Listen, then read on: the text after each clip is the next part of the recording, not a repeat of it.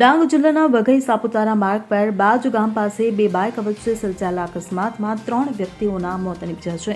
વઘઈ તાલુકાના ભદરપાડા ગામના જીઆરડી જવાન મુરલીભાઈ વાઘનો પુત્ર પ્રણવ તેના મિત્ર જયદીપ ગાવડા સાથે બાઇક નંબર GJ30E6965 પર વઘઈથી ઘરે પરત ફરી રહ્યો હતો. ત્યારે બાજ ગામની સીમમાં સામેથી આવતી મહારાષ્ટ્ર પાસિંગની બાઇક સાથે તેમની બાઇક અથડાઈ ગઈ હતી. અકસ્માતમાં મહારાષ્ટ્રના સુરગણા તાલુકાના તોરણડોંગરી ગામના આનંદાભાઈ સુક્રીભાઈ ફોજદારનું ઘટનાસ્થળે જ મોત નીપજ્યું હતું. ગંભીર રીતે ઇજાગ્રસ્ત થયેલા પ્રણવ વાઘ અને જયદીપ ગાવડાનું સારવાર દરમિયાન મોત થયું હતું.